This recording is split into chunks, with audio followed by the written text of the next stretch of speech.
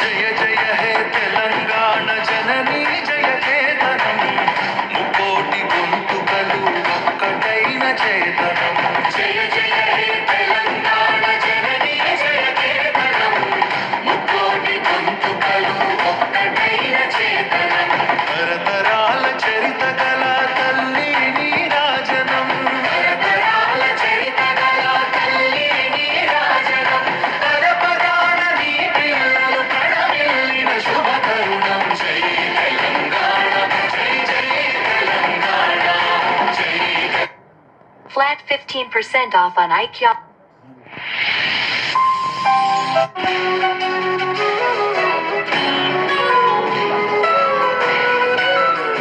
ఒకసారి ఆ తెర పైన కూడా చూడండి, ముఖ్యమంత్రి గారు, సిఎస్ గారు, డీజీపీ గారు.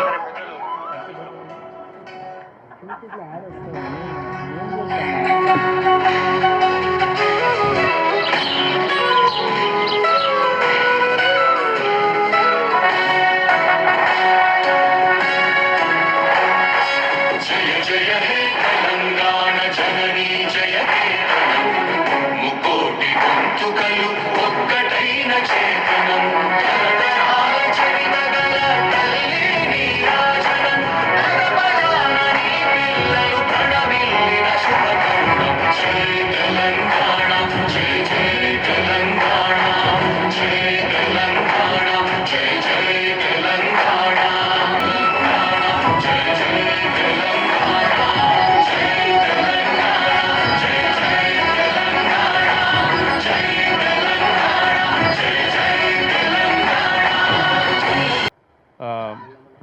మంత్రి గారులు వీళ్ళు కూడా కొంత కార్యక్రమం కొంచెం ఆలస్యం అయ్యేటట్టుంది. కాబట్టి మనం అనుకున్న టైం ప్రకారం మనం ప్రారంభించినాము, దీన్ని సాగిస్తుందాము. మధ్యలో ఎవరు జాయిన్ అవుతారో వాళ్ళు జాయిన్ అవుతారు.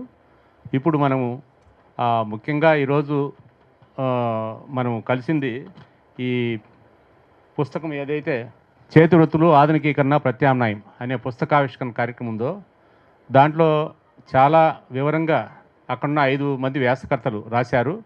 ఆ ఐదు మంది కూడా తర్వాత మనం సభలో కూడా సభ ఆవిష్కరణ తర్వాత ఆ సభకు వచ్చిన వాళ్ళకి ఆ పుస్తకం కూడా పంపిణీ చేస్తాము.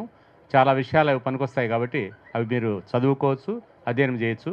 ఈలోగా మనం ఆవిష్కరణ కార్యక్రమాన్ని కొంత మీడియా వాళ్ళు కొంచెం సార్ ఆ 6 to 7 కొంచెం పెట్టండి అన్నారు. అందుకోసమని ఈ 6 పైన మనం ఒక 15 నిమిషాల టైం ఉంది. ఈలోగా మనం ఎవరైతే ఈ పుస్తకాన్ని రాసినారో ఆ పుస్తకంలో చాలా విషయాలు విలువేషన్ చెప్పారు. అట్లాంటి మన తిరుమలి సారు కొన్ని విషయాలు పంచుకుంటారు. తర్వాత ఒక్కొక్కరు మాట్లాడినాక ఈలోగా మినిస్టర్స్ వాళ్ళు జాయిన్ అవుతారు. మనం మీడియా కూడా ఒక 15-20 నిమిషాలు అయినాక మనము ఈ ఆవిష్కరణ కార్యక్రమం చేసుకుందాము. తర్వాత ఇంకా కొంచెం మాట్లాడుకుందాం. కల్చరల్ ప్రోగ్రామ్ చాలా పాటలు ఉన్నాయి కాబట్టి ఇప్పుడు ప్రొఫెసర్ తిరుమలి సారు మీకు తెలిసిందే, సారు ఢిల్లీ యూనివర్సిటీ విశ్రాంత ఆచార్యులు. వారు మన బీసీసీకి వెనుకబడిన తరగతి సాధికారత సంస్థకి వైస్ చైర్మన్గా కూడా ఉన్నారు. వారు సార్ ఈ పుస్తకంలో ఒక రచయిత. ఈ 5 మంది రాశాము పుస్తకాన్ని. ఈ 5 మందిలో సార్ వచ్చి ఒక చాలా విలువైన అభిప్రాయాలు చెప్పారు. సార్ ఇప్పుడు మాట్లాడతారు మన తిరుమలి సార్. చిన్నవాడినే కానీ నువ్వే నాకంటే హెల్తీగా ఉన్నావు అని చెప్పి అంటున్నారు. అలాంటి పరిస్థితుల్లో కూడా ఆయన ఇప్పటికి కూడా ఏదో చెయ్యాలి అనేటువంటి తాపత్రయం, అది విశేషం. అంతేకాదు ఇందులో చాలా మంచి వ్యాసం రాశారు. శ్రీని కోట్ చేసుకుంటూ శ్రీ కులాల గురించి ఏం చెప్పారో చెప్పుకుంటూ బ్రహ్మాండమైనటువంటి వ్యాసాన్ని కూడా నేను రాశారు. ఒక చదువుకున్న మాకు దగ్గర యూనివర్సిటీలో కూర్చొని లైబ్రరీలో కూర్చొని చదువుతున్న ప్రొఫెసర్ల మాదిరిగానే రాశారు ఆ వ్యాసం. అంత బాగా అన్ని వివరాలతో నేను అనుకున్నాను, చాలా పుస్తకాలు చదువుతూ ఉంటారు అని చెప్పేసి అనుకున్నాను. అలాంటి వ్యాసం ఆయన రాశారు. సరే, మేమంటే ఇది మాకు చెప్పడం అలవాటు, మా వృత్తే చెప్పడం. ఏదో చెప్తూ ఉంటాం. ఇక్కడ ఆధునీకరణ అని ఉంది. ఏంటి ఆధునీకరణ అనేటువంటిది వాస్తవం కొంచెం తెలుసుకుంటే మంచిది అనుకుంటున్నాను. రాజ్యాంగం రాసేటప్పుడు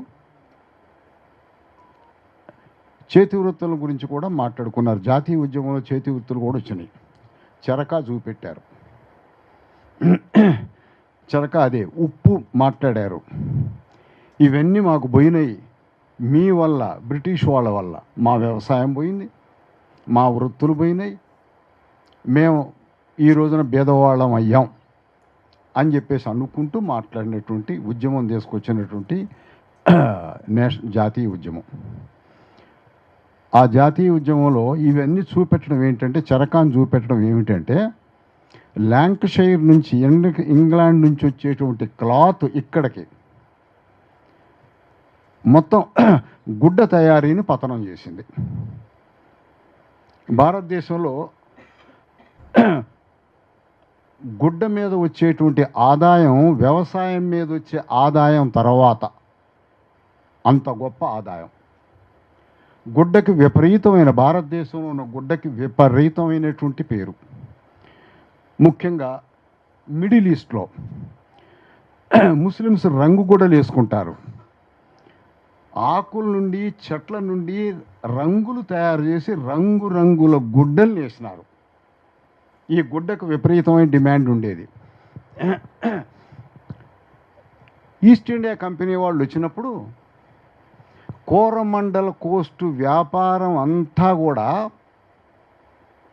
ఒక వీరన్న అనేటువంటి పద్మశాలి ఆయన చేతిలో ఉండేది. ఒక్కడే నడిపించేవాడు, ఎక్స్పోర్ట్ చేసేవాడు. ఆయన దగ్గర నేర్చుకున్నారు. ఒక్కడే ఇంత వ్యాపారం ఈస్ట్ ఇండియా కంపెనీ వాళ్ళ పెట్టుబడి ఎంత ఉంటుందో అంతకంటే ఎక్కువైంది ఒక్కడిది. వాళ్ళంతా వ్యాపారస్తులు అందరు కలిసి పెట్టిన పెట్టుబడి.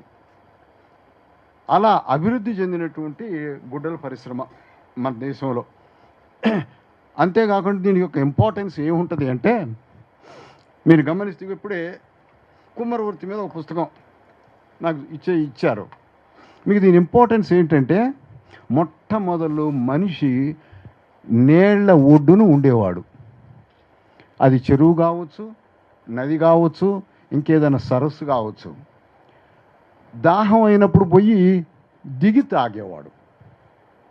నీళ్ళని స్టోర్ చేసుకోవడం తెలవదు. కుండ వచ్చిన తర్వాత నీళ్లు ఇంట్లోకి వచ్చినాయి. అంతకుముందు నీళ్ళు ఇంట్లోకి రాలే, మనమే నీళ్ళ దగ్గర పోయినాం. కుండ యొక్క ఇంపార్టెన్స్ అదనమాట. అది సివిలైజేషన్ బిగిన్ అయింది, మనకు కల్చర్ బిగిన్ అయింది. అప్పుడు అంతకంటే ముందు మనము మనుషులు, మేకలు నీళ్లు తాగడానికి పోతాయి, అలాగే మనం కూడా పోయినాం. ఆ ఒడ్డును పడుకొని రాత్రిపూట అర్ధరాత్రి దాహం అయినా కూడా పోయి అక్కడ పోయి చెరువులో దిగి మంచినీళ్ళు తాగొచ్చేట్టు వాళ్ళం. దాని యొక్క అవసరాన్ని, నీళ్ళను మనకు ఫస్ట్ టైం తీసుకొచ్చుకునేటువంటి సంస్కృతిని మనం మనుషుల కంటే, అదే జంతువుల కంటే భిన్నం అనేటువంటిది ఇది చూపెట్టింది. మనం పంట పండించే కంటే ముందే మొట్టమొదలు కుండ యొక్క ఇంపార్టెన్స్ అది. ఇంకా మీకు తెలుసో లేదో, కుమ్మరి కులంలో దండు అనేటువంటి సర్నేమ్ ఉంటుంది. దండు. ఆ దండు అంటే ఏంటో తెలుసా?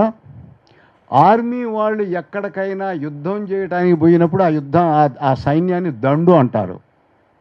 ఆ దండు ఎక్కడికి పోతే అక్కడికి 4-5 కుమ్మరులను ఎంటబెట్టుకొని పోతారు. ఒక్కొక్క చోట 1-2 నెలలు యుద్ధం చేస్తారు. అక్కడ కుండలు తయారు చేసేసి ఆ కుండల్లో వాళ్ళకి నీళ్లు, వంటలు అనేటువంటి చేయడానికి కుండ ముఖ్యం. అంటే సివిలైజేషన్లో చూడండి కుండ యొక్క ఇంపార్టెన్స్ ఎంత ఉంటుందో. మనకి ఈ రోజున అవన్నీ మనం పట్టించుకోం. అలా మనం అభివృద్ధి చెందినం. తెలుసుకున్న కొద్దీ ఒక్కొక్క వృత్తిని గురించి మనకు చాలా ఎక్కువ తెలుస్తూ ఉంటుంది. రాజ్యాంగ సభలో నారాయణ అగర్వాల్ అని ఓ గాంధీయను, గాంధీ గారి కాన్స్టిట్యూషన్ని ప్రజెంట్ చేసిండు రాజ్యాంగ సభకి. అందులో ఏమంటాడంటే, చేతి వృత్తులే మనకు ఆధారం కాబట్టి చేతి వృత్తుల్ని రక్షించుకోవటం మన ప్రథమ కర్తవ్యం. స్వాతంత్రం తెచ్చుకున్నది ఎందుకంటే మనం ఒకప్పుడు ఉన్నటువంటి చేతి వృత్తుల్ని మనం రివైవ్ చేసుకుందాం, మనం ఉంచుకుందాం. దాని ద్వారా మన సివిలైజేషన్, మనం రకరకాల గుడ్డలు తయారు చేయడం నేర్చుకున్నాం, రకరకాలుగా ఈ కుండలను తయారు చేసుకున్నాం. ఇవన్నీ ఎన్నో రకాలు చేసుకున్నాం కాబట్టి ఇలా మనం రావడానికి ఆ వృత్తే అవసరం. అంతేకాకుండా ఈ వర్ణాలు, ఆయన గాంధీ వీళ్ళ కులాలు అనడం, వర్ణాలు అంటాడు. వీళ్ళందరూ కూడా ఊళ్ళో ఒక శక్తిగా ఉంటారు. వీళ్ళందరికీ ఒక పంచాయతీలు ఉంటాయి. గ్రామ పంచాయతీలో ఈ కుల పంచాయతీలు ఉంటాయి. అవి భారతదేశం యొక్క సంస్కృతిని మొట్టమొదటి ఎర్లియస్ట్ ఆర్గనైజేషన్ అది. వాళ్ళు రక్షించుకునేవాళ్ళు. ఎవరైనా పైన ఉండేటువంటి వాళ్ళు ఏ రాజులు వచ్చినా కూడా గ్రామాన్ని కదిలించలే, దాన్ని అలా ఉంచేవాళ్ళు. గ్రామం అంత బాగా ఆర్గనైజ్ అయ్యి ఉన్నది అనే ఉద్దేశంతో నారాయణ అగర్వాల్ అంటాడు ఏంటంటే, భారతదేశం స్వాతంత్రం వచ్చింది కాబట్టి మనం వాటిని రివైవ్ చేసుకుందాం అంటాడు. వాస్తవంగా మేము అందరం పాఠంలో అదే చెప్తాం. ఏంటి, ఈ వద్దు అంటాం. ఈ వృత్తులు వద్దు అనే ఉద్దేశంతో మేము పాఠం చెప్తాం.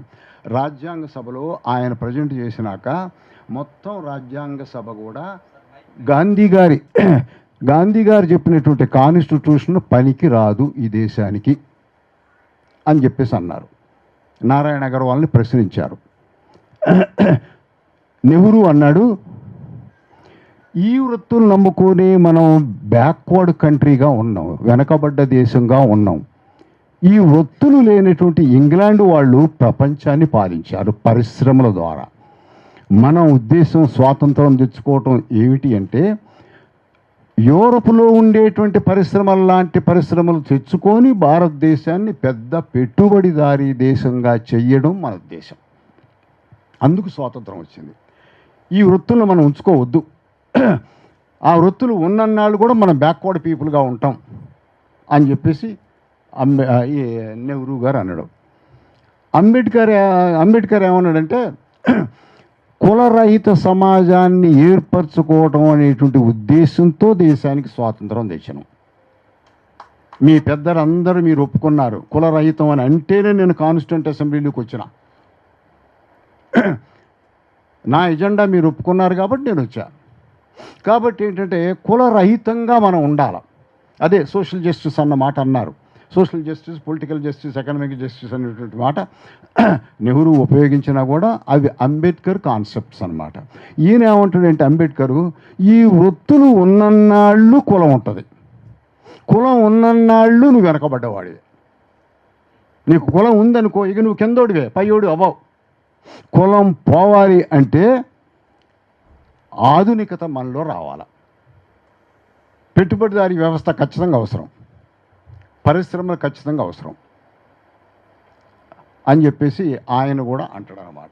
మనం ఈ వృత్తులన్నీ ఒక్కొక్క కులం ఒక్కొక్క వృత్తి చేస్తుంది కాబట్టి ఏంటంటే ఆ వృత్తులు పోవాలా. వాస్తవంగా పోతున్నాయి. రాతి వెండి గిన్నెలు వచ్చినాయి, ఆ తర్వాత ఇత్తడి గిన్నెలు వచ్చినాయి, స్టీల్ గిన్నెలు వచ్చినాయి. ఇవన్నీ వచ్చినప్పుడు ఏంటంటే ఈ కుండలు వెనక్కిపోయినాయి.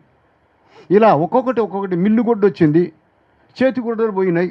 సో కాకపోతే ఏంటంటే గుడ్డ విషయంలో మాత్రం అది మన ఖాదీ పెట్టడానికి గవర్నమెంట్ ఒప్పుకుంది. కాన్స్టిట్యూషన్లో ఖాదీ పెట్టి ఖాదీ గుడ్డని ఉన్నన్నాళ్ళు వచ్చినన్నాళ్ళు ఉంటుంది అనుకోలే.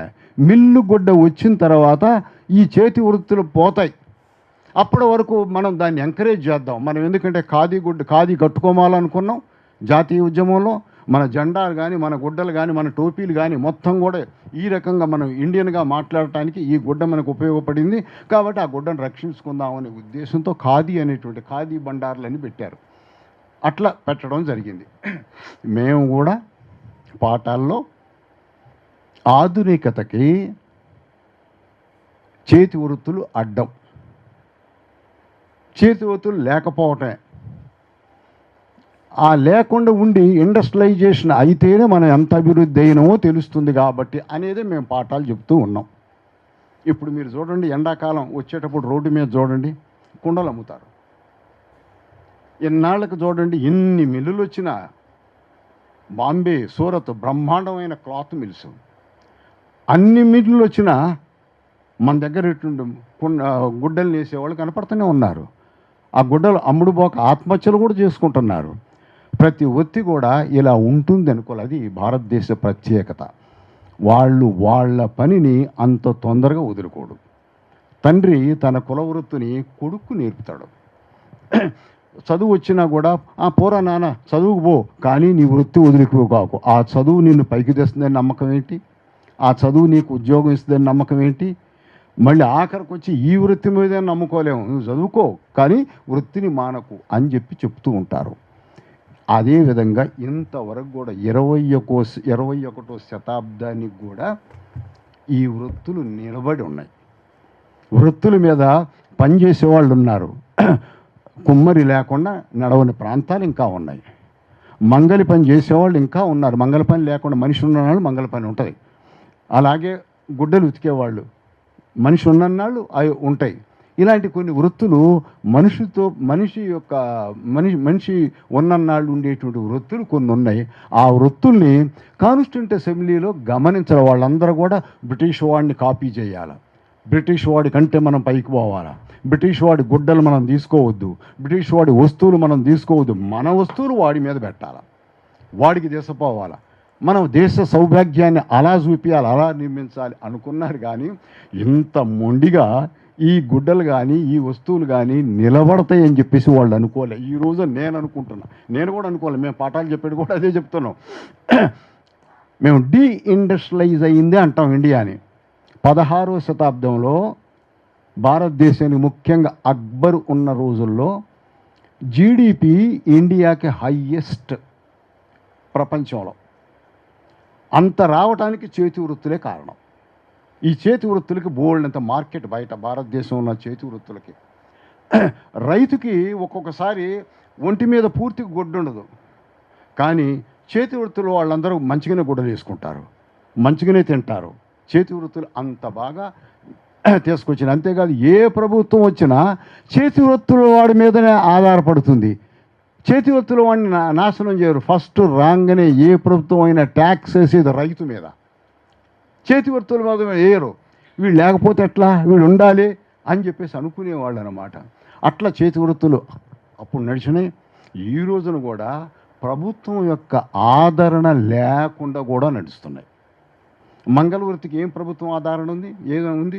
చాకల వృత్తికి ఏముంది? ఏమీ లేదు. అవి లేకుండా నడుస్తాయా ఇప్పుడు? నడవు. కాకపోతే మంగళ వృత్తిలో వేరే వాళ్ళు కూడా క్షౌరం చేయడం నేర్చుకుంటున్నారు. ఆ వృత్తి డిమాండ్ ఉందని. మంగళ కులస్తులు ఒక్కడే చేయట్లే, మిగతా వాళ్ళు కూడా నేర్చుకుంటున్నారు ఈ మధ్యన. ఇస్త్రీ చేయడం కూడా చాకలే కాదు, మిగతా వాళ్ళు కూడా చేస్తున్నారు. ఇవి అంటే వాటికి అలాంటి డిమాండ్ ఉందన్నమాట. డిమాండ్ ఇంకా వాటికి పోలే. ఆ డిమాండ్ ఉంది కాబట్టి అంటే ఎవరు ఊహించలే. రాజ్యాంగ సభలో కూడా ఇంత ఇవి బ్రతుకుతాయి అని చెప్పేసి ఊహించకుండా యూరోప్లో డ్రై క్లీనింగ్ చేసుకోవట్లే, అలాగే డ్రై క్లీనింగ్ వస్తుంది, ఇవన్నీ ఉండవు అని చెప్పేసి అనుకున్నాం మనం. అది భారతదేశం యొక్క విశిష్టత, గతాన్ని పోగొట్టుకోరు. అదేవిధంగా ఇందులోనే సోషల్ జస్టిస్ అనేటువంటి మాటను కూడా పెట్టుకొని మనం కులాలుగా విడిపోయి, కులాలుగా బలహీనులుగా, కులాలుగా కింద వాళ్ళుగా ఉండేటువంటి దాన్ని పోగొట్టుకునేటువంటి భావం కూడా ఇందులో వచ్చింది. మేము చేస్తాం మా పని, అయితే మేము కింద అనడానికి వీల్లేదు, మేము కింద వాళ్ళం కాదు అనేటువంటి భావన రావడం, ఎదురు నిలబడటం, మా వృత్తి మేము చేస్తామని అనడం. రైతు స్టేటస్ కంటే మధ్యయుగంలో కుమ్మరి స్టేటస్ ఎక్కువ. ఆయన ఎవరు కింద పనిచేయడు కదా, ఆయన మీద ఆధారపడతారు. అట్లా అనమాట. మేమేం కింద కాదు అనే పద్ధతిలో వాళ్ళు పైకి రావడం అనేటువంటి జరిగింది. అవి ఆధునీకరణ చెందుతూ వచ్చినాయి. కాబట్టి నేను అనుకుంటున్నా, మేము హిస్టోరియన్స్గా మేము పోతాయి అనుకునే పోలేదు అని నాకు అనిపిస్తుంది. మేము ఉండవు అనుకున్నాం, పోతుంది. లేబరైజేషన్ జరుగుద్ది అనుకున్నాం మేము. ఈ వృత్తులను పోయి వీళ్ళు కూలోళ్ళు అవుతారు. ఆ కూలోళ్ళ బేస్ మీద కొత్త రకమైనటువంటి ఎకానమీ అభివృద్ధి అవుతుంది అని అనుకున్నాం మేము. కానీ వాస్తవం పర్సిస్ట్ అవుతూ ఉన్నాయన్నమాట. అది భారతదేశం యొక్క విశిష్ట. ఇప్పుడు వీటికి మనం అందరం బ్రతికినట్టుంటాయి కాబట్టి వీటిని మనం ఏమంటాం, ప్రతి చోట మార్కెట్ కాంప్లెక్స్లో ఒక మంగళ షాపు ప్రభుత్వం అలాట్ చేయాలి.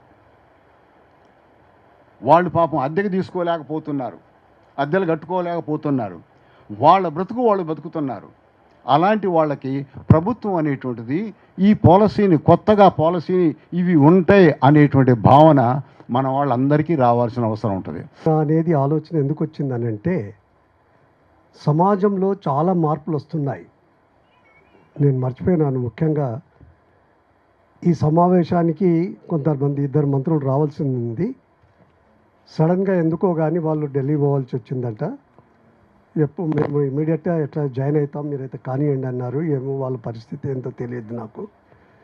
మంత్రిగా నేను చేశాను కనుక చాలా పరిస్థితులు ఉంటాయి అక్కడ, కనుక అక్కడ చేసి ఉండొచ్చు. గౌరవ పెద్దలు ఈశ్వరయ్య గారు, గౌరవ జస్టిస్ ఈశ్వరయ్య గారు, గౌరవ ప్రొఫెసర్ తిరుమలి గారు, మిత్రులు రమేష్ గారు, అందరికీ నా యొక్క నమస్కారాలు తెలియజేసుకుంటూ, చేతి వృత్తుల ఆధునీకరణ అనేది ఎందుకు ఆలోచన వచ్చింది అనేది నేను ప్రధానంగా మీ ముందు నా యొక్క అభిప్రాయాన్ని చెప్పదలుచుకున్నాను. ఇప్పుడు సమాజంలో చాలా మార్పులు వస్తున్నాయి. మార్పును ఎవరు ఆపజాలరు, ఆపకూడదు కూడా. మార్పు అనేది సహజంగానే జరుగుతూనే ఉంటుంది. అయితే ఈ యొక్క వృత్తుల యొక్క కూడా మార్పు వస్తున్నది. వృత్తులు పోయినాయని కొంతమంది అంటుంటారు, పోలేదు, అది రూపాంతరం చెందినాయి. అయితే ఈ యొక్క రూపాంతరం చెందిన యొక్క వృత్తులు వేరే పెట్టుబడిదారుల వర్గాల చేతిలోకి వెళ్ళిపోతున్నాయి. కానీ తరతరాలుగా 1 కాదు 2 కాదు కొన్ని 100 ఏండ్లుగా చేస్తున్నటువంటి యొక్క చేతి వృత్తిలో వారు మాత్రము వాళ్ళ జీవితాలు ఏమీ బాగుపడడం లేదు. దానికి ప్రధానమైన కారణం ఆలోచన చేస్తే, ఒకటి, వీరి దగ్గర ఆర్థిక స్తోమత లేదు. మొదటి నుంచి ఎటువంటి ఆస్తిపాస్తులు లేని యొక్క వ్యక్తులు, బీసీలు, ఎస్సీ, ఎస్టీలు. వీరికి చేతులు కాళ్ళు తప్ప రెండో నైపుణ్యం తప్ప రెండోది లేదు వీళ్ళ దగ్గర. పెట్టుబడి అనేది చాలా ఇంతవరకు బాగా ఇంపార్టెంట్ రోల్ ప్లే చేసింది. ఎక్కడైతే the capital is very important. Capital ఇంతవరకు క్యాపిటలే రూల్ చేసింది మొత్తం వరల్డ్ను. ఇప్పుడు మొత్తము మన యొక్క ఆధునీకరణలో మనిషి యొక్క నైపుణ్యము, అదేవిధంగా టాలెంట్, అదేవిధంగా knowledge, that will play important role. ఎవరి దగ్గర అయితే నాలెడ్జ్ ఉందో, ఇప్పుడు టాటాలు బిర్లాలు కానీకే కొన్ని 100 సంవత్సరాలు పట్టింది వాళ్లకు. కానీ ఇప్పుడు ఆధునీకరించబడుతున్నటువంటి ఈ సమయంలో మైక్రోసాఫ్ట్ తీసుకోండి, మిగతా ఫేస్బుక్ తీసుకోండి, కొన్ని సంవత్సరాలలోనే వాళ్ళు ఎంతో పెద్ద లక్షాది కోటీశ్వరులు అయిపోయినారు. దానికి కారణం ఏంటంటే, ఇప్పుడు ఈ క్యాపిటల్ అనేది, ఇంతకుముందు క్యాపిటల్ దగ్గరికి నైపుణ్యం వచ్చేది, ఇప్పుడు ఈ నాలెడ్జ్ దగ్గరికి క్యాపిటల్ వస్తుంది. ఇప్పుడు అటువంటి ఒక సమాజం ఇప్పుడు బిల్డప్ అవుతూ ఉన్నది. రేపు ఇప్పుడు ఆల్రెడీ స్టార్ట్ అయింది కూడా. ఏఐ అనేది మన ఆర్టిఫిషియల్ ఇంటెలిజెన్స్, ఇది ఇప్పుడు మీరు ఎవ్వరు కూడా దీని యొక్క ప్రాధాన్యత గుర్తిస్తలేరు. కానీ మానవ సమాజానికి బిఫోర్ ఏఐ ఎట్లుండే సమాజం, ఆఫ్టర్ ఏఐ ఏ విధంగా ఉన్నది అనేది ఒక 50 సంవత్సరాలు 100 సంవత్సరాల తర్వాత చర్చించుకునే పరిస్థితి వస్తుంది. ఇప్పుడు మనం ఎట్లయితే ఈరోజు అనుకుంటున్నామో చాలామంది మర్చిపోయినాం. కానీ మానవ జీవితం లోపల కరెంట్ అనేది లేక ముందు ఒక రకంగా ఉండే జీవితం, కరెంట్ వచ్చిన తర్వాత జీవితం మారిపోయింది. అంతా చాలా రకాలుగా ఎన్నో మార్పులు చోటు చేసుకున్నాయి. అదేవిధంగా ఏఐ ఇప్పుడు స్టార్ట్ అవుతుంది, కానీ దాని ప్రాధాన్యత కొద్దిమంది మాత్రమే గుర్తిస్తున్నారు. కానీ అది చాలా ఇంపార్టెంట్ రోల్ ప్లే చేయబోతుంది. ఆ ఇంపార్టెంట్ ఇన్ని రోజులు సరైన ఆదరణ లేక అనేక విధాలైనటువంటి ఒక విధంగా అణిచివేయబడ్డారు. రకరకాల కారణాలతోటి ఎకనామికల్గా చాలా వీక్ ఉన్నటువంటి ఒక చేతి వృత్తులు ఈ ఆధునీకరణ వైపు మారుతలేరు ఇంకా. కనుక దానికి మా కారణం ఏంటి? వీళ్ళకి చదువు లేదు, క్యాపిటల్ లేదు, మరి ఆ రకరకాల కారణాల మూలంగా ఆధునీకరణ వైపు మళ్ళలేకపోతున్నారు. దీనికి ప్రభుత్వాలు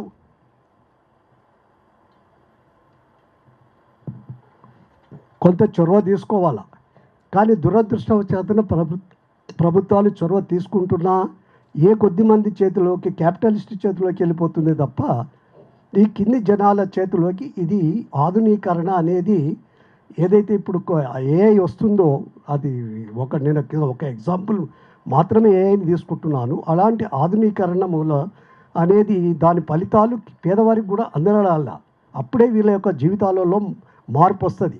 ఇంతవరకు క్యాపిటల్ లేకుండే, కనీసం నాలెడ్జ్ ఇటువంటి ఒక టెక్నాలజీ వీళ్ళకి వస్తే ఆటోమేటిక్గా వీళ్ళ చేతిలోకి క్యాపిటల్ వస్తుంది. ఆ యొక్క టెక్నాలజీ నాలెడ్జ్ అనేది రావాలంటే ఇప్పుడు దీని మూలంగా దేశానికి 2 లాభాలు జరుగుతాయి. ఒకటి, ఏ ప్రభుత్వం అయినా, నేను కూడా 40 సంవత్సరాలు నా రాజకీయ జీవితంలో 37 సంవత్సరాలు ఏదో అధికారంలో జిల్లా పరిషత్ చైర్మన్గానో మళ్ళీ క్యాబినెట్ మినిస్టర్గానో రాజ్యసభ మెంబర్గానో ఉండే అవకాశం నాకు దొరికింది. ప్రభుత్వాలు ఏ విధంగా పనిచేస్తాయి, కింది నుంచి గ్రామ స్థాయి నుంచి ఢిల్లీ స్థాయి వరకు కూడా చూశాను నేను. ప్రభుత్వాలు పనిచేసే యొక్క విధానాన్ని కూడా గమనించాను నేను, అంతా కూడా తెలుసు నాకంతా కూడా. అప్పుడున్న పరిస్థితి వేరు. ఇప్పుడు ఈ 2003 సంవత్సరం లోపల అప్పుడు ఒక బడ్జెట్ ప్రిపరేషన్లో నేను కీలకమైన పాత్ర వహించే అవకాశం నాకు దొరికింది. ఆ రోజు ఉమ్మడి ఆంధ్రప్రదేశ్ యొక్క రాష్ట్రం యొక్క బడ్జెట్ ఎంతనో చాలామందికి తెలియకపోవచ్చు. 44,000, 44,000, ఓన్లీ 44,000. నేను 94లో మొదటిసారి మినిస్టర్ అయినప్పుడు only 2,000 crores was the investment ఉండే ఆ రోజులలో. It is only 2,000 crores. ఇటీ బడ్జెట్లో 2,000 crores మాత్రమే. ఆ విధమైనటువంటి పరిస్థితి ఆ రోజులలో. క్యాపిటల్ లేదు, కానీ సమస్యలు మాత్రం చాలా ఉన్నాయి. ఆ రోజు రోడ్లు లేవు, తిండి లేదు సరిగ్గా. ఇటువంటి పరిస్థితిలో సమాజం ఉండే కనుక ఈ క్యాపిటల్ లేదు, సమస్యలు మాత్రం ఉన్నాయి. ఈనాడు క్యాపిటల్ ఉంది, సమాజం లో సమస్యలు పూర్తిగా మారిపోయినాయి, అయిపోయినాయి అనేది లేదు. నిరంతరం ఉంటాయి. ఎంత అడ్వాన్స్డ్ కంట్రీలు అయినా నీకు అవసరాలు అనేటివి ఎప్పుడైనా మారుతూ ఉండవచ్చు, కానీ అవసరాలు మాత్రం ఎప్పటికీ తీరవు. అవసరాలు ఉండనే ఉంటాయి. అయితే ఈ అవసరాలను తీర్చే క్యాపిటల్ అనేది ఈరోజు వచ్చింది. అప్పుడు ఉమ్మడి రాష్ట్రం యొక్క బడ్జెటే 44,000 crores. ఈరోజు ఉమ్మడి రాష్ట్రంలో యొక్క బడ్జెట్ మొన్నటి జరిగిన ఫైనాన్షియల్ ఇయర్లో ప్రవేశపెట్టిన బడ్జెట్ చూస్తే 6 lakh crores పైన ఉంది. అంటే ఎంత క్యాపిటల్ పెరిగిందో మీరు ఒకసారి ఆలోచన చేయండి. అయితే సమస్యలు ఉన్నాయి, సమస్యలు పరిష్కరించే క్యాపిటల్ ఉంది ఈ రోజులలో. ఆ రోజు సమస్యలు ఉన్నాయి, సమస్యలు పరిష్కరించడానికి క్యాపిటల్ లేదు ఆ రోజులలో. సమస్యలు మాత్రం చాలా ఉన్నాయి ఆ రోజులలో. ఈ రోజు కూడా ఉన్నాయి, సమస్యలు లేవని కాదు, కానీ వాటిని పరిష్కరించడానికి క్యాపిటల్ ఉంది. ఆ విధమైన క్యాపిటల్ అనేది ఈ యొక్క వర్గాలకు కూడా చెందాలి అనేది నా యొక్క ఉద్దేశం. ఎప్పుడు చెందుతుంది అంటే వీళ్ళకు ఆధునీకరించాలా, వీళ్ళు ఇది రావాలా, కొంత ఎఫర్ట్స్ అనండి, అవసరమనండి, ఎన్నికలప్పుడు చేసేటువంటి ఒక కార్యక్రమాలని అనండి, దాని మూలంగా కొంత ఎడ్యుకేషన్ వచ్చింది, రాలేదని కాదు. అసలు ఏం జరగలేదు ఈ దేశంలోనే కాదు, కొంత జరిగిండొచ్చు. కానీ ఎంతైతే రాజ్యాంగంలో మనమైతే ఆశించుతామో అది జరగలేదు. నేను చెప్పినట్టు, నేను యొక్క వ్యాసంలో కూడా చెప్పినట్టు, it is not the issue. ఈ మన యొక్క బీసీల యొక్క సమస్య ఒకటే కాదు, ఇది దేశ సమస్య. 50% ఆఫ్ ది పీపుల్కు ఏమాత్రం కూడా నువ్వు ఎంపవర్ కాకుండా, వాళ్ళు ఎందులో భాగస్వామ్యం లేకుండా, రాజ్యాంగ వ్యవస్థలైనా మన ఎగ్జిక్యూటివ్లో కానివ్వండి, జ్యుడిషియరీలో కానివ్వండి, మళ్ళీ పొలిటికల్ పవర్ అయితే అస్సలు లేదుగా. ఈ విధమైన 3 సంస్థల్లో కూడా సరైన భాగస్వామ్యం లేకుండా 80% ఉన్న ప్రజానికము భాగస్వామ్యం లేకుండా అది ఎట్లా ప్రజాస్వామ్యం అవుతుంది? అది ప్రజాస్వామ్యం కాదు అది. కనుక ఈ విధమైన పరిస్థితి ఇప్పటికీ కొనసాగుతూనే ఉంది. ఇది మార్పు రావాలని అంటే వీళ్ళకి చైతన్యం రావాలి. ఈ చైతన్యం అనేది స్టార్ట్ కావాలని అంటే వీళ్ళకు వచ్చే పరిస్థితి లేదు. దీనికి కారణం ఏంటి? నేను ఒక 5 సంవత్సరాలు ఈ సంస్థ స్థాపించిన తర్వాత బాధపడుతూ ఒక వ్యక్తితోటి, ఆయన పేరు ఇప్పుడు వద్దు కానీ, ఆ వ్యక్తితోటి నేను అన్నాను, ఏంటి సార్ నేను ఎంత ఎఫర్ట్స్ మనం అందరం పెడుతున్నాము, నేను ప్రత్యేకంగా ఇంత ఎఫర్ట్స్ పెట్టినా బీసీలలో ఇంకా చైతన్యం రావడం లేదు అని చెప్పి చాలా నిరాశతో, నిస్పృహతో అతనితో అతను ఒక మాట అన్నాడు. తరతరాల 1 కాదు 2 కాదు, 100 సంవత్సరాలు 1000 సంవత్సరాల నుంచి బానిసత్వంలో ఉన్నటువంటి యొక్క ఈ వ్యవస్థను మార్చే ప్రయత్నం నువ్వు చేస్తున్నావు. 5 సంవత్సరాల్లో బట్టే మారిపోతుంది కాదు, నీ జీవిత కాలంలో కూడా మారుతుందని, డోంట్ బీ డిసప్పాయింటెడ్ అని చెప్పాడు. ఆ విధంగా నాకు అప్పుడు అనిపించింది, ఏదైనా ఒక సుదూర ప్రయాణం నువ్వు చేయదలుచుకుంటే ముందు కొన్ని అడుగులు అయితే వేయాలి. మనం వేసింది 3-4 అడుగులు మాత్రమే, ఇంకా చాలా పెద్ద ప్రయాణం చేయాలి. కనుక ఇది మనం డిసప్పాయింట్ కాకూడదు అని చెప్పి ఆలోచన చేసి, ఎంతమంది వచ్చినా ఎవరు వచ్చినా దానికి ఏమాత్రం కూడా వెనకపోకుండా అష్ట కష్టాలు పడైనా సరే ఈ సంస్థను నడిపించుకుంటూ వస్తూ ఉన్నాం. అయితే ఈ సంస్థ యొక్క ఎటువంటి ప్రచారం లేకుండా దీని ఫలితం తప్పనిసరిగా ఉంది, లేదని కాదు. లేకపోతే ఇన్ని పుస్తకాలు ఇంత మూడోసారి రీప్రింట్ కావు. ఆ విధమైనటువంటి యొక్క అందరికీ తెలుస్తూ ఉంది. అందరికీ ఇప్పుడిప్పుడు కొంత చైతన్యవంతులు అవుతున్నారు. చదువుకున్న వాళ్ళు ఉన్నారు, పిల్లలు ఊరుకోరిగా వాళ్ళు ఉన్నారు, వాళ్ళలో అన్ని, కానీ అవకాశాలు వాళ్ళకు దొరకడం లేదు. ఆ విధంగా ఈ సంస్థ చాలా పనిచేసింది, చేస్తుంది కూడా, చేయాలని దాన్ని ముందుకు తీసుకుపోవాలని మీ అందరినీ నేను కోరుతూ ఉన్నాను. ఈ యొక్క సంస్థకు వచ్చిన ఒక ప్రాబ్లం ఒకటి వచ్చింది మాకు. మొదట్లో హిమాయత్ నగర్లో స్టార్ట్ చేసినప్పుడు తెలిసిన వ్యక్తితోటి నేను 3 సంవత్సరాల తర్వాత దీనికి ఏదైనా చేస్తాంలే అని చెప్పి 3 సంవత్సరాల కోసం తీసుకుని ఉంటే అక్కడ 3 సంవత్సరాలు పోయి 8 సంవత్సరాలు అయింది. పాపం అతను నాతోటి ఏం అనలేకపోయిండు. వేరే వాళ్ళతోటి సార్ ఇంకా ఖాళీ కూడా చేస్తలేరు, దీన్ని ఎట్లా, నాకు మంచి రెంట్ వస్తుండే, మంచి చేస్తుండే అంటే నేను గుసగుస మొదలుపెట్టిండ్రు. ఇక నాకు అర్థమైపోయింది, అవును తప్పు మనది అని చెప్పి దాన్ని ఖాళీ చేయడానికి ఏం చేస్తే బాగుంటుందని చాలా, ఆ టైంలో కరోనా కూడా వచ్చింది.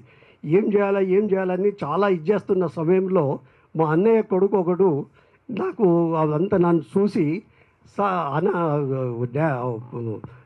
చిన్నాన్న నా దగ్గర ఒకటి బ్లడ్ బ్యాంక్ ఖాళీ ఉంది, దాన్ని ఒక 2-3 నెలలు నువ్వు వాడుకుంటా అంటున్నావు కదా, ట్రాన్సిట్ కింద దాన్ని వాడుకోండి అని చెప్పి అది స్టార్ట్ అయ్యి 3 ఏళ్ళు అవుతుంది. 3 ఏళ్ళకు వాడిగా ఇక నాతోట ఏమి అనజాలక మీరంతా ఇప్పుడు కూలగొడుతున్నాడు. ఇక వానికి రెంట్ వచ్చేటట్టుంది మంచిది. ఇప్పుడు ఇక ఏం చేయాలని చెప్పి మేము రమేష్ తోటి ఆలోచన చేస్తే ఏమి చేయాలని పరిస్థితి కనుక దీనికి ఏదో ఒక పర్మనెంట్ సొల్యూషన్ కనుక్కుంటాం, తప్పనిసరిగా చేస్తున్నామని చెప్పి మీ అందరు కూడా తెలియజేసుకుంటూ దానికి మీ అందరి సహకారం కావాలని చెప్పి తెలియజేసుకుంటా ఉన్నాను. ఆ విధంగా సహకరించండి. లేకపోతే నేను చెప్పినట్టుగా ఈ యొక్క రాష్ట్రంలో కానీ దేశంలో కానీ ఇది మొదటి సంస్థ. నేను ఈ యొక్క సంస్థ స్టార్ట్ చేసే ముందు చాలా దేశంలో ఉన్నటువంటి యొక్క సంస్థలు ఏమన్నా ఉన్నాయి అని చాలా ప్రాంతాలు తిరిగాను కూడా. తమిళనాడు లోపల పెరియార్ ఎట్లా ఉద్యమం స్టార్ట్ చేశారు, డీకే ఆఫీస్ పోయినాను. అదేవిధంగా కేరళ లోపల నారాయణ గురు ఆయన సమాధి దగ్గరికి పోవడము, అది యొక్క ఆయన ఉండేటువంటి యొక్క సంస్థ నడిపిస్తున్నటువంటి యొక్క హెడ్ క్వార్టర్స్ అంతా కూడా చూసాము. కానీ ఇటువంటి సంస్థ ఎక్కడ నాకు కనిపించలేదు. కనుక ఎవరో ఒకరు బిగిన్ చేయాలని చెప్పి మనం బిగిన్ చేశాము. ఆ విధమైనటువంటి ఒక మంచి ఆశయంతో దీనికి ఎటువంటి నిస్వార్థంగా సమాజానికి చైతన్యం తీసుకురావాలి. ఈ ప్రజాస్వామ్యం నిలబడాలంటే వీళ్ళకి భాగస్వామ్యం ఉండాలి. ఇది నా స్వార్థం కాదు, దేశ స్వార్థం కూడా, సమాజ స్వార్థం కూడా.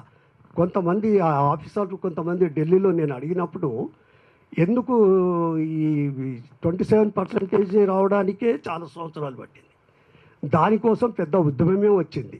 ఆ 27 సరే ఫైనల్గా విపి సింగ్ గారి గవర్నమెంట్లో ఏదో 27% రిజర్వేషన్ అమలు కావాలని చెప్పి ఆ రోజు ఒక నిర్ణయం తీసుకున్నారు.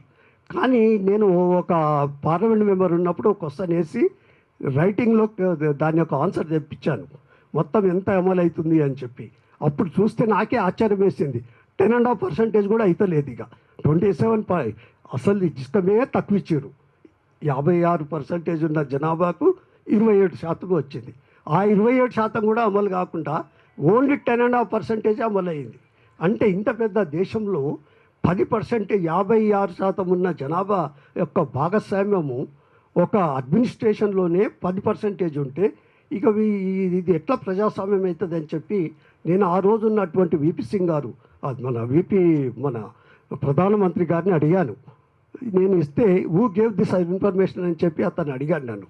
అంటే అతన్ని కింద పనిచేసే డిఓపి నాకు అది ఇన్ఫర్మేషన్ ఇచ్చింది, ఆయనకి తెలియదు. కనుక అతను కూడా చాలా బాధపడ్డాడు అనుకోండి. ఆ విధమైనటువంటి పరిస్థితి ఈనాటికి కూడా ఉంది.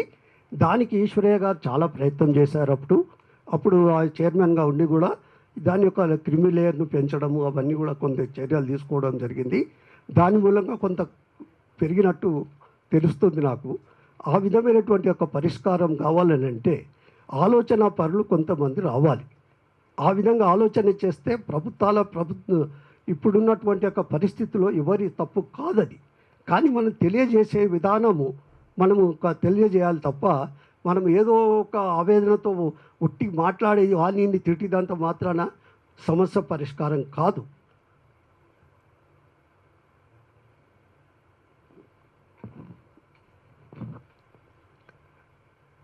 ఆ విధంగా ఆధునీకరణ అనేది ఇప్పుడు జరుగుతూ ఉన్నది కనుక మార్పును మనం ఆపకూడదు. మార్పు అనేది నువ్వు చాలవు కూడా. మార్పు అనేది ఇక్కడ కాదు, ప్రపంచవ్యాప్తంగా వస్తుంది, ఇంకా వస్తుంది కూడా. కనుక ఆ మార్పు ద్వారా వచ్చేటువంటి ఒక బెనిఫిట్ అందరికీ చెందాలి అని చెప్పి నా యొక్క ఉద్దేశం. ఫర్ ఎగ్జాంపుల్ నేను చెప్తాను, నేను 2003లో అప్పుడు ఒక 4లో ఎలక్షన్ ఉండే. అప్పుడు నేను చెప్పినట్టుగా నేను కీలకమైన పాత్ర వహించే అవకాశం నాకు దొరికింది. ఆ టైంలో నేను ఫైనాన్స్ డిపార్ట్మెంట్ని ఒప్పించో ఏదో చేసి వీళ్ళకు పనిముట్లు ఇప్పిస్తే బాగుంటుంది అని చెప్పి ఒక ఆదరణ ప్రోగ్రాం పెట్టాం. పనిముట్లు అన్నీ తీసుకొచ్చినారు. ఇక నేను అప్పుడు చాలా బిజీ ఉండే కనుక నేను బిజీలో నేను సరిగా అది చూడలేదు. అయితే దాన్ని ఇనాగ్రేషన్ చేయాలని చెప్పి ఆ పనిముట్లన్నీ తీసుకొచ్చి ఒక మైదానంలో పెట్టినారు. ఆ యొక్క బెనిఫిట్స్ యూజర్ని అందరినీ పిలిచినారు. వాళ్ళకు మొదట్లో బీసీ ఫైనాన్స్ కార్పొరేషన్ వాళ్ళకి చెప్పాను, మీరు ఇది చేసేట ముందు కుల వృత్తుల వారిని పిలిపించి మీకు ఏమేం కావాలో అడిగి వాళ్ళు అడిగిన ప్రకారంగా తెస్తే బాగుంటుంది అని చెప్పి నేను గట్టిగా వాళ్ళకి చెప్పడం కూడా జరిగింది. ఆ విధంగా కులవృత్తుల వాళ్ళు పిలిపించినారట. అది నాకు తర్వాత తెలిసింది అనుకోండి. అయితే నేను పోయి చూస్తే ఒక డబ్బాలు ఇస్తున్నారు, పాల డబ్బాలు, ఇస్త్రీ పెట్టెలు, ఈ సైకిళ్ళు ఇటువంటివి పంచుతూ ఉన్నారు. ఇవన్నీ ఏంది రబ్బా, ఇవి లేకుండా గడ్డపారలు పారలు ఏంది, ఇవి లేకుండా ఇన్ని సంవత్సరాల నుంచి వీళ్ళు ఏ వృత్తి చేసుకోకుండా బతికిర్రా? ప్రభుత్వం చేయాల్సిన పని ఇదేమన్నా మీరు చేస్తున్న ఏంది ఇది అని చెప్పి నేను తర్వాత అంత పబ్లిక్లు అంటే బాగుండదని చెప్పి స్టేజ్ మీద వచ్చి నాకు ఆ బీసీ సెక్రటరీ తోటి అడిగా, నేను ఏంటి మిమ్మల్ని అడుగుమని కదా వీళ్ళందరినీ పిలిచి అడిగి వాళ్ళకి ఏం కావాలో అడిగేదంటే, సార్ నేను వాళ్ళందరినీ పిలిచినాను, వాళ్ళు ఒక్కొక్కడేమో నాకు పాలు అమ్ముకొని ఇంకో డబ్బా కావాలన్నాడు, ఓడి ఇస్త్రీ పెట్టి ఏదో వస్తే బాగుంటుంది, ఇక గిదే చాలన్నట్టు ఇస్త్రీ పెట్టెలు అడిగినారు కొంతమంది.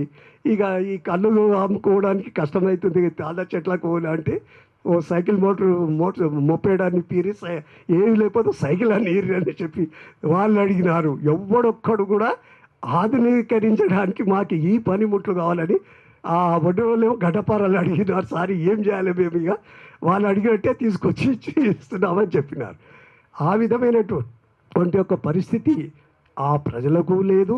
ప్రజలకి ఆలోచన విధానం ఏ విధంగా తయారైపోయిందంటే, ఈ ప్రతిసారి ఓటు వేయాలి, ఓటు వేసినప్పుడు ఏదో ఇస్తారు, ఇది కూడా ఏమో అన్నట్టు భయం వాళ్ళకు. కనుక ఏది ఇస్తే అదే లాభం అన్నట్టు, డబ్బాలు ఇచ్చినా సరే, ఇస్త్రీ పెట్టాలు ఇచ్చినా సరే, ఏది ఇచ్చినా అదే లాభం అన్నట్టు వాళ్ళు. ఈ విధమైన పరిస్థితి ప్రభుత్వాలది. ప్రభుత్వంలో కూడా నేను చూశాను, నేను ఈనాటికి కూడా జరుగుతుంది అది. ప్రభుత్వంలో ఏదైనా సంక్షోభం వచ్చినప్పుడు, ఆర్థిక సంక్షోభం వచ్చినప్పుడు, ఏదైనా కటింగ్ చేయాలంటే ఫస్ట్ చేసేది వెల్ఫేర్ కటింగ్. వెల్ఫేర్ యొక్క డిపార్ట్మెంట్ యొక్క కట్ చేసేయడము, హాస్టల్స్ ఫుడ్ సప్లై క్వాలిటీ తక్కువ చేయడము, లేకపోతే ఏదైనా కార్పొరేషన్స్కి ఇచ్చేటువంటి ఒక దాన్ని కట్ చేయడము, ఆ విధమైనటువంటి యొక్క కార్యక్రమాలు మొదట్లో ఫైనాన్స్ డిపార్ట్మెంట్ చేస్తుంది. ఎవడు అడిగే దిక్కే లేదు. ఇక అదేవిధంగా ఈ అలాట్మెంటే చాలా తక్కువ. నేను చాలా మీటింగ్స్కి వెళ్ళాను. అయితే బీసీల మీటింగ్కి వెళ్ళినప్పుడు వాళ్ళు ఏమడుగుతారే అంటే, నేను ఒక ముఖ్య అతిథిగా ఉండేవాడిని. అయితే ఒక వీవర్స్ మీటింగ్కి వెళ్తే సార్ మాకు రంగులు సబ్సిడీలు ఇవ్వాలని చెప్పి, గౌడ్స్ మీటింగ్కి వెళ్తే మాకు ఏదో ఈ కొద్దిగా ఆధునీకరించే మాకు సైకిళ్ళు ముప్పేళ్ళు మాకు ఇది అవుతుంది, కుండలు వేసుకోపోనికి అది కావాలంటాడు, లేకపోతే పాలు అమ్ముకోనికి డబ్బాలు కావాలంటారు. ఈ విధమైనటువంటి ఏ యొక్క కుల సంఘాల మీటింగ్లకు పోయినా వాళ్ళకు అడిగే వాళ్ళ యొక్క ఆలోచన పరిధి కూడా ఆ విధంగా తయారైంది. అంతకుమించి ఆలోచన చేసినట్టు లేరు వాళ్ళుగా. ప్రభుత్వాలు కూడా ఇది ఏదో ఎలక్షన్ అప్పుడు వాళ్ళకు కొంత ఇవ్వడము, వాళ్ళ పేర్ల మీద కొన్ని కార్పొరేషన్స్ క్రియేట్ చేయడము. ఇప్పుడు BC finance corporation, what is the finance of BC finance corporation? Total last 10 years నుంచి అయితే బీసీ ఫైనాన్స్ కూడా ₹1 కూడా ఇవ్వలేదట. ఆ విధమైనటువంటి ఒక ఫైనాన్స్ కార్పొరేషన్ ఉండి ఇప్పుడు ఏం మాఫ్ చేస్తారు. ఎంత మాఫ్ చేస్తారంటే 50 కోట్లు 60 కోట్లు మాఫ్ అనగా వీళ్ళు సప్పట్లు కొట్టడము, ఉన్న ఓట్లన్నీ వాళ్ళకి వేయడము. ఈ విధమైన పరిస్థితి 50 సంవత్సరాలుగా జరుగుతూ ఉంది. అది డెమోక్రసీకి అన్నది ఆ విధమైన రూపాంతరం చెందింది. ఆ విధంగా ఇటువంటి ఒక పరిస్థితి మారాలి. కనీసం ఇప్పుడైనా సరే ఇప్పుడు సమాజంలో చాలా మార్పు వస్తుంది. Not because of the governments, not because of anything, because of technology. టెక్నాలజీలో వస్తున్న మార్పు ఇమీడియట్గా మానవ సమాజం దాన్ని అందిపుచ్చుకుంటుంది. కనుక ఈ టెక్నాలజీ వీళ్ళకి అందుకోవాలి. వీళ్ళు చేసే యొక్క వృత్తులు పూర్తిగా పోయినాయని ఎవరన్నా అంటే తప్పు. సమాజానికిలో ఈ ఈ యొక్క వృత్తులు లేకుండా సమాజం ఉండదు. కనుక సమాజానికి ఆ రోజులలో యొక్క గ్రామాన్ని దృష్టిలో పెట్టుకొని, గ్రామ అవసరాలను దృష్టిలో పెట్టుకొని చేతి వృత్తులు తయారైనాయి. కనుక వీరి యొక్క నైపుణ్యం అనేది వీళ్ళకు ఏదైనా సేల్ చేసే యొక్క నైపుణ్యం లేదు. అదేవిధంగా తయారు చేయడానికి ఆధునిక పద్ధతులలో తయారు చేసే విధానం తెలియదు వీళ్ళకు. ఎందుకు? బికాజ్ ఆధునీకరించబడ్డటువంటి యొక్క మిషనరీని కొనే పరిస్థితి వీళ్ళకు లేదు. ఇప్పుడు గవర్నమెంట్ మొదట్లో 50-60 సంవత్సరాల క్రితము ఇండస్ట్రియలైజేషన్ ఇండియాలో కానీ మన రాష్ట్రంలో కానీ ఇండస్ట్రియలైజేషన్ లేనప్పుడు ఏపీఐఐసి ద్వారా అనేక ఇండస్ట్రీస్కు షేర్ హోల్డింగ్ తీసుకోవడము, వాళ్ళకు ఫైనాన్స్ చేయడానికి ఏపీ ఫైనాన్స్ కార్పొరేషన్కు పెద్ద ఎత్తున నిధులు సమకూర్చడము, అదేవిధంగా దేశ స్థాయిలో ఐడిబిఐ ఇండస్ట్రియల్ డెవలప్మెంట్ బ్యాంక్నే పెట్టడము, ఈ విధమైన కార్యక్రమాలు చేశాయి. దాని మూలంగా ఇండస్ట్రియలైజేషన్ కొంతవరకు జరిగింది, జరగలేదని నేను అనను. అయితే అదే విధమైన పరిస్థితి బీసీలకు కూడా రావాలి. ఇప్పుడు ఈ యొక్క చేతి వృత్తులు నాట్ ఓన్లీ 2 ప్రభుత్వాల యొక్క 2 పరిస్థితులు సమస్యలు మార్చగలుగుతారు. ఏ ప్రభుత్వానికైనా నిరుద్యోగం పెద్ద సమస్య ఈరోజు ప్రపంచవ్యాప్తంగా. ఈ నిరుద్యోగ సమస్య పోవాలని అంటే చేతి వృత్తులు బాగా అభివృద్ధి చెందితే ఒకటి ఫైనాన్షియల్గా కంట్రీ బాగుపడుతుంది, ఎంతో జీడిపి పెరుగుతుంది చాలా. చేతి వృత్తులు ఆధునీకరించడం వల్ల ఎక్స్పోర్ట్స్ అవుతాయి. అదేవిధంగా ఇంతకుముందు అంటే వేరే ఈరోజు ఈజీగా చేయొచ్చు. మొత్తం టెక్నాలజీ వచ్చింది, సెల్ ఫోన్స్ వచ్చినాయి.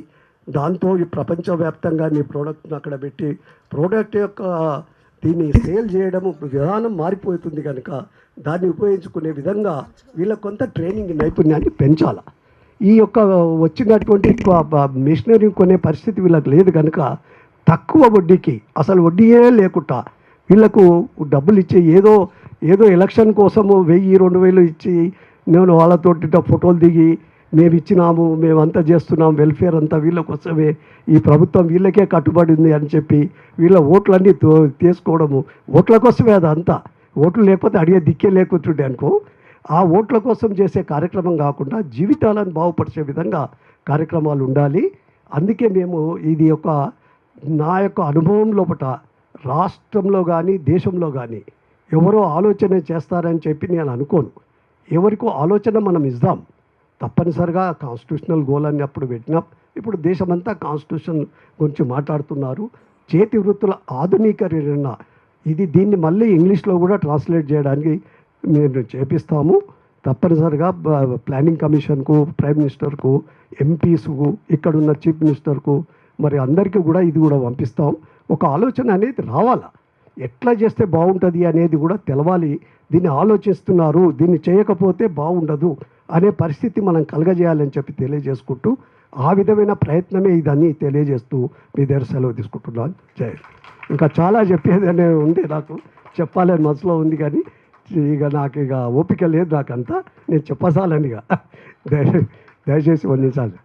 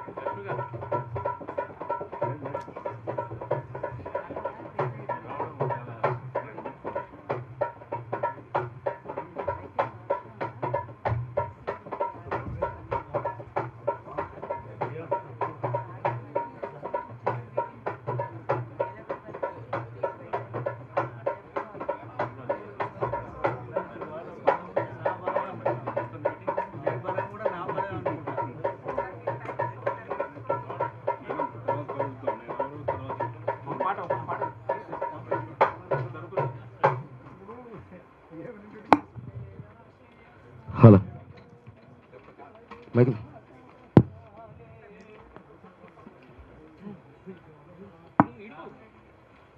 ఆనా సగనా సగనా ఆనా ఆనా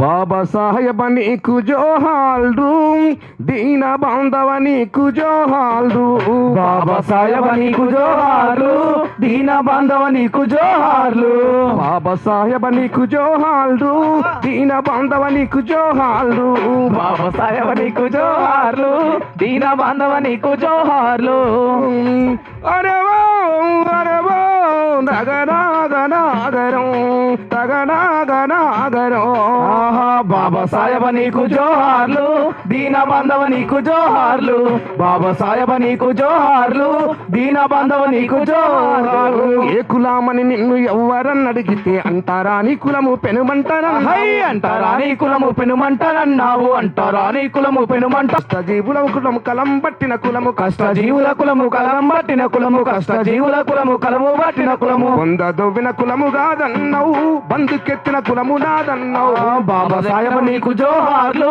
దీన బాంధవ నీకు జోహార్లు బాబా సాహెబ్ నీకు జోహార్లు దీన బాంధవ నీకు జోహార్లు అరబో తరనాగనాగరం నగనాగనాగరం హై బాబా సాహెబ్ నీకు జోహార్లు దీన బాంధవ నీకు జోహార్లు బాబా సాహెబ్ నీకు జోహార్లు దీన బాంధవ నీకు జోహార్లు మానసు గాంధీల కపటమే పూన ఒప్పందాన్ని గాంధీ కుట్రన్నావు గూనె ఒప్పందాన్ని గాంధీ కుట్రన్నావు గూనె ఒప్పందాన్ని గాంధీ కుట్రన్నావు రాజ్యాధికార రాజాతి రక్షణ రౌండ్ టేబుల్లోన రాజ్యమే అడిగావు రౌండ్ టేబుల్లోన రాజ్యమే అడిగావు రౌండ్ టేబుల్లోన రాజ్యమే అడిగావు